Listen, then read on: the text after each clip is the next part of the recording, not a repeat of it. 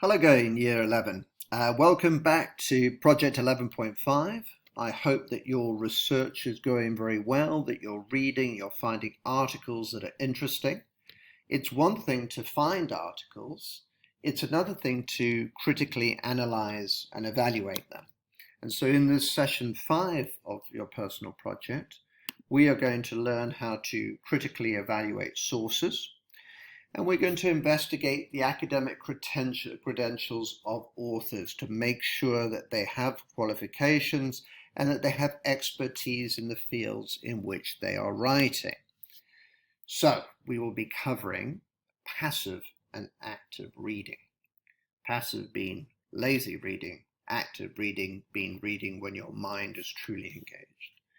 We're going to be looking at how to challenge sources, and we're going to give you some strategies for looking at the sources and actually not accepting them. It's a terrible cliche that many people say, oh, I read it on the internet. Well, we know that 90% of things written on the internet is garbage. Now we're going to get the techniques that we need to actually understand that and how to analyze them. And we're going to be introduced to the CRAP acronym. This is used by North American universities a great deal. I will cover the RAVEN acronym as well, which is used in Britain a lot more.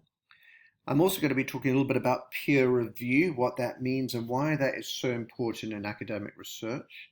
And I'm going to end the screencast by looking at academic credentials, how we actually check up on a particular researcher or author and see that they have expertise. So how does learning actually happen? Well, we know that from thinking, not just doing things. So the key idea is that active critical reading will usually result in what we call conceptualized understanding, that we actually genuinely understand what we're reading. And today we're going to go one step further.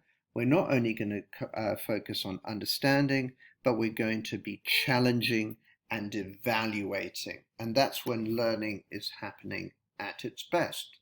And to illustrate this, I'm going to introduce you to two avatars, two faceless avatars here. On my left, I have Trusting Tom. Tom's a lovely lad, but he tends to believe everything that people tell him. And as a result of that, he does some foolish things and he gets himself into a lot of trouble by being so naive and gullible. And on my right, I have Critical Claire.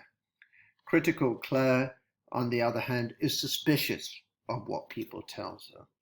She never trusts anybody. She always checks out their stories. Now, although Critical Claire doesn't have many friends, she doesn't get herself into any academic trouble because she is always checking up on everything. So passive reading would be done by Trusting Tom. Critical Claire, on the other hand, is a highly active reader who checks up. Now, employers and universities speak a great deal of critical thinking. And this is something that comes up in so many articles on education. Students cannot critically think, etc. Well, I think many students can critically think. But I just want to remind you of how important it is, not only in sixth form, but in your university applications in the future. This is what people are looking for. And we define critical thinking as the process of actively and skillfully, I like that word, conceptualizing, applying, analyzing, synthesizing, and evaluating information to reach an answer or a conclusion. So if you do some of the techniques that we're going to be looking at today, you will most certainly be demonstrating critical thinking. So what is critical reading, and how do I know that I'm engaging in critical reading? Well, first of all, you're always asking yourself, why am I reading this? Why am I reading this? What do I want to get out of this? You want to identify the author's main ideas. You want to look at the context. Where was it written? Who wrote it? Who paid for the article? Who sponsored it, etc. And very importantly here on my right, analysis. What is my main opinion? what's my opinion of the main ideas, so that you're really engaging with the text and not accepting what it says. Now, I'm going to be playing an excellent video, and it's on the difference between non-critical and critical reading. It comes from a series called Critical Reading Bootcamp number 4, and I think you'll find this very useful indeed, and we'll sum it up afterwards.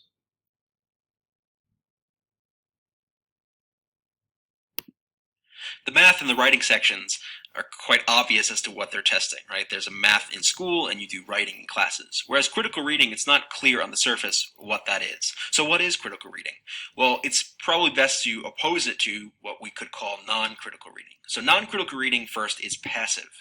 What I mean by that is if you're reading non-critically, let's say you're reading a blog or a magazine or something, you're just kind of sitting there and you're kind of enjoying it. And if something's funny, you laugh, but you're not really engaging with it. You're not really doing anything with it. You're just kind of sitting there like you're watching a movie.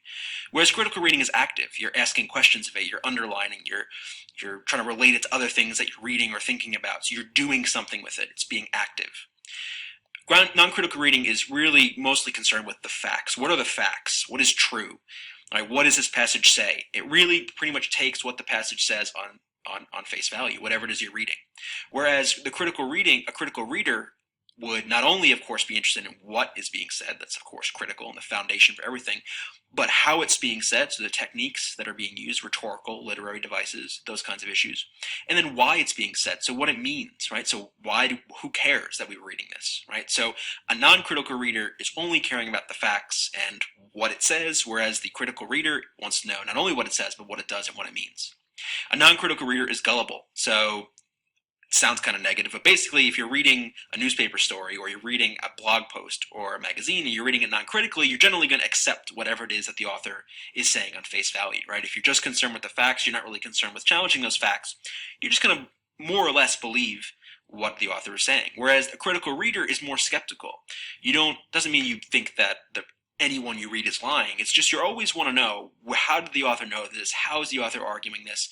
Is this actually true? What are the assumptions? Questions like that. So you're skeptical. You can eventually accept what they're saying is true, but you just don't off the bat say, oh yes, I believe everything you say. And finally, non-critical reading is reactive. In other words, like I mentioned before, if something's funny, you laugh. If something makes you sad, you cry. But you don't actually doing anything with it. Whereas in critical reading, you're being purposeful. You're not just reacting, you are acting. You want to know, what is this text saying? How does it relate? How can I answer questions with it? All those kinds of issues. So non-critical reading, or critical reading, can be really summarized by these three issues. The critical reader wants to know what the text says, what the text does, and what the text means. And I'm going to be referencing this a lot throughout the series. And finally, you can also break this down into a non-critical reader skims, and a critical reader does close reading. And I'm actually going to have a video in a couple videos from now about this issue of skimming versus close reading. Now, to sum up, I think, what critical reading is ultimately. Critical reading is reading with a purpose. You are reading for a reason. And it's not a reason beyond, I want to have fun or for pleasure. It's reading to answer questions, to figure something out, to really engage with the text in a really meaningful way. And luckily for us, the purpose is given to us. In real life, it's a really open book, so to speak. But for the SAT, it's very, very narrowly defined. Your purpose is to answer particular questions they've given you, and that actually helps us out immensely. Now, although that video is aimed at the SAT, that is standard practice within all academic reading. And that's very much what we want from you in this personal project, to get into the idea that there is a time for skim reading when you're reading quickly, but there's a time for close reading, and that's when you're reading like a detective. And to go back to my idea, we need you to be more like critical Claire than trusting Tom. Not to actually accept what people are saying on face value, but to believe that it is worth checking up and being suspicious. Now, to do this, I tend to, in my EPQ teaching, use the CRAP acronym: currency, relevance, authority, accuracy, and purpose. And accompanying the screencast is a worksheet that shows you how to apply the CRAP technique. You'll be able to put your research into a table and work out how far you can trust it. and that's the process of critical evaluation. Now, I'm going to go into that in a lot more detail, but first I'm going to show you a video from the Western libraries in the United States that gives details, a basic introduction to how to use the CRAP acronym as critical evaluation. If you want to succeed at your assignments or research, you should only use quality information, whether it's found in books, journal articles, or websites. Use the following criteria, also known as the CRAP test, to critically evaluate any source of information. Currency. When was the information published, updated, and/or revised? Is the information out of date for the topic? Relevance, or intended audience. How much information is presented? Does it provide a superficial treatment or a detailed analysis? Is the information related and relevant to your topic? Is the readership level appropriate, neither too simple nor too sophisticated? Authority. Not all books or journal articles in an academic library are scholarly. Who are the authors and/or editors, and what are their credentials? For journals, are articles peer-reviewed? That is, do they have the approval of other experts in the field? For books, are they published by scholarly presses, popular presses, or self-published? Accuracy and verifiability. Does the source match your understanding of the topic? Can you verify the claims in other sources? Never rely on just one source. Is there a bibliography or list of works cited? What types of sources and how many relevant sources are cited? This is an indication of the depth of the author's knowledge. Purpose and objectivity. Is the purpose stated? Is the subject approached from an objective standpoint? If not, what is the author's bias, and how might it influence the information presented? Be wary, there may be more than one perspective on any given issue.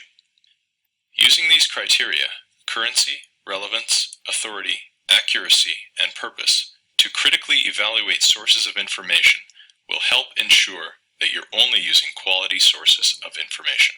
So I think that video by Western Libraries is a very competent overview of CRAP, but it is somewhat rushed. Now, there are other techniques as well. I'm going to briefly touch upon those, and then I'm going to go and I'm going to look at the CRAP acronym in a lot more detail and talk to you about how to apply it, because I think it will be new to most of you. Many of the concepts might be new. Now, in a lot of British schools, they teach the acronym RAVEN, and that stands for reputation, ability to see, vested interest, expertise, and neutrality. Another very good form of critical evaluation is by the desk history department, the idea of NOC-TC, which those of you who take history will be familiar with, the idea of nature, origin, purpose, tone, and context. It doesn't really matter which technique you use. I tend to focus on the CRAP technique because I have most of my resources on this. So let's have a look at it in more detail. Beginning with the idea of currency, well, the questions you need to ask yourself is, when was the information published or posted? Things quickly go out of date in the world of research, okay? Has it been revised or updated? That's the key idea. Is the information current or out of date? And if you're looking at a website, are the links functional? That's usually a good sign of whether the articles are up to date or not, okay? In terms of relevance, does the information relate clearly to your topic? Who's the intended audience? Is it the right audience for a personal project or an EPQ report? Is the information of an appropriate level? Is it too easy? Is it too advanced? Have you looked at a variety of sources before determining that this is the one that you will look? Okay, so you need to look at a lot of them to see that this is the right one for your literature review. Would you be comfortable using this source for a research paper? Is it really academically respectable, in other words? Authority, and this is a continuation in some ways, but there are some differences. Who is the author? You need to do some investigation. Now, I'm going to be doing a lot more later in the screencast. Are the author's credentials or the organization affiliations given? Are they a PhD? Are they a medical doctor if they're writing about medical issues, etc., etc.? What are their qualifications? Have they advertised them? Do they check out as well? Because people are sometimes a bit naughty with lying about qualifications. Is there contact information such as a publisher or an email address? Okay. And you can also investigate the URL as I showed you in the Google Scholar screencast. Com stands for commercial, so there'd be a vested interest there. EDU and AU are educational. GOV is governmental. Org is a non-profit organization, and net is a network. So it really is worthwhile investigating the URL. Accuracy. Where does the information come from? Is the information supported by evidence? Has the information been reviewed or referenced? I'm going to talk a little bit more about peer review in a minute. Can you verify any of the information in another source? A great research skill is cross-referencing. Does the language or the tone seem biased? That's really interesting. Or is it free of emotion? Are there spelling, grammatical, or typographical errors? That's very disturbing, really, just going back to that quickly. If there are, you'll know that it's a little bit of a rubbish website and you should not be using it. Now, purpose. What's the purpose of the information? To inform, teach, sell, entertain? And this is where the idea of vested interest comes in. Do the authors or sponsors make their intentions or purposes clear? Is the information fact, opinion, or propaganda? Or I should have put there marketing, which is often used. For instance, if we find that there's a new study on climate change, and in fact they find out that the temperature is not rising like the President of the United States believes, and then we discover that this remarkable study was in fact sponsored by Texaco Oil Company. Do we believe that research, or are we feeling as though there might be a bit of a vested interest there, some bias, with some political bias in that case? Now, if you want some extension work, here's some excellent guides that will give you some more ideas about source evaluation, etc. But now I'm going to move on to the idea of peer review. Now, peer review within an academic context has a different idea from the idea of peer review like we have in desk. And it's very important that you know about this in terms of how it works in the academic world, okay?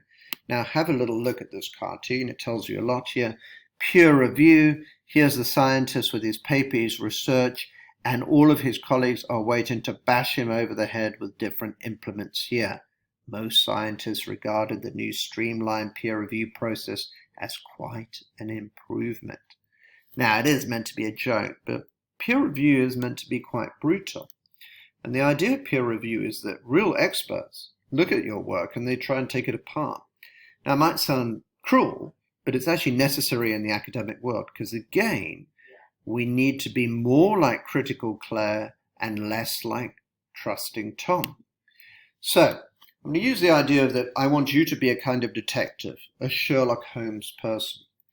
And one of the things that you can do in terms of peer review is to find out everything you can about an academic's credentials. Now, why am I asking you to be so suspicious?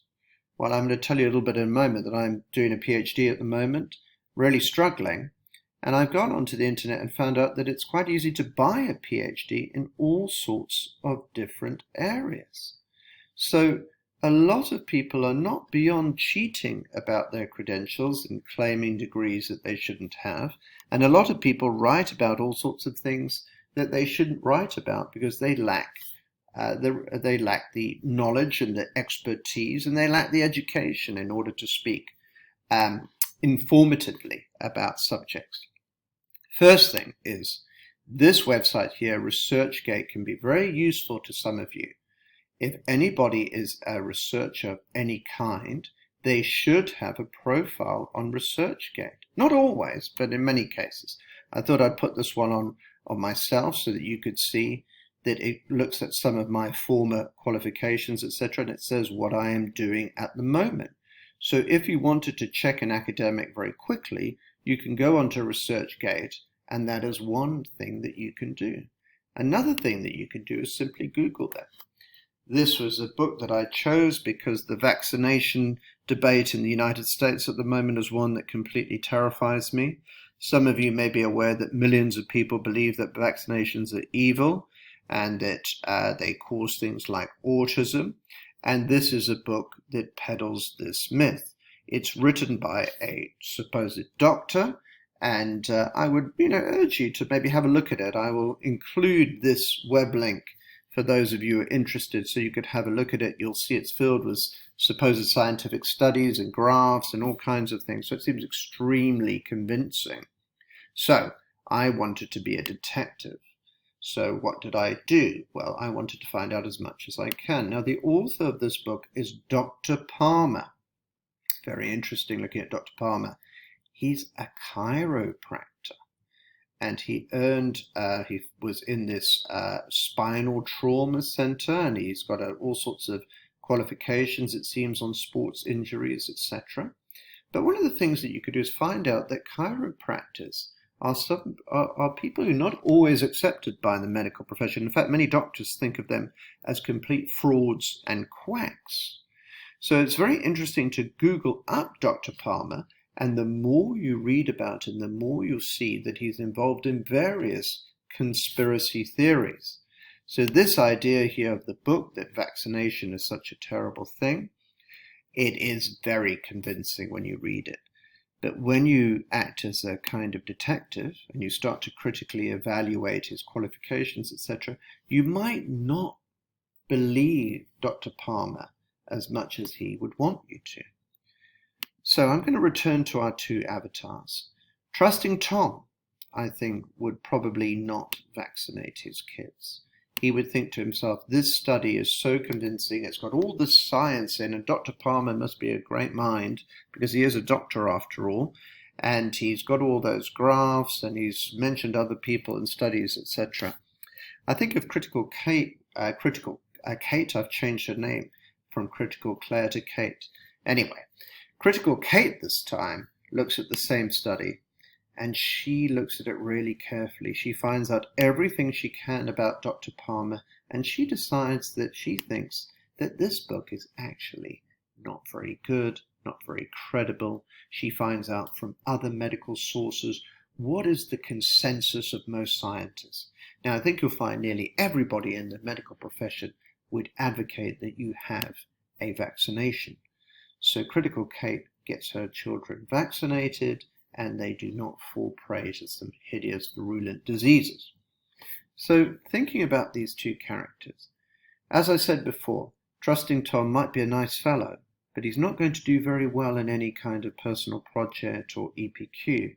Critical Kate may be seen as quite a nasty, suspicious person, but when we're doing academic research, we need to be suspicious.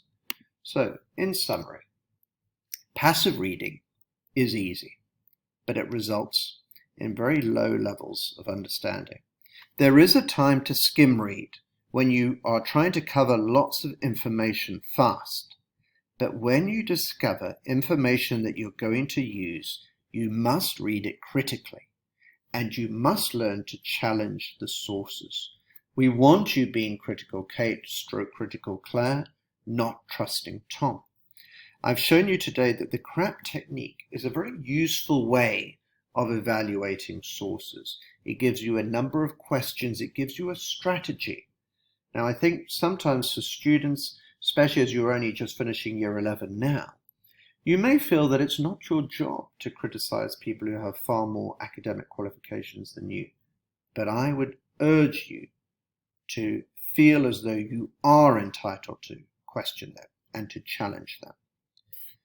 Peer review is very important. It means that respected academics have checked the quality of the research. In a previous screencast, I've looked at things like Google Scholar and JSTOR, in which the articles are peer reviewed.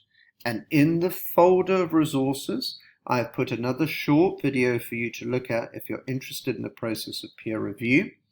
It shows how academics check each other's work and how this improves the authority of the article. And then towards the end, I try to show you that most researchers should have a biography on ResearchGate. And if failing that, you can Google them and find out everything that you can about them. This is a sign of being a detective. And academia and good, active, critical reading is about being a detective. So I hope you enjoy your journey of research and that you are finding that it's not too onerous. Once again, I urge you to realize that this project is meant to be an introduction to project-based learning. You're not meant to be an expert like Sherlock Holmes at this particular stage. We're working towards making you a good detective of research. Thank you so much for listening.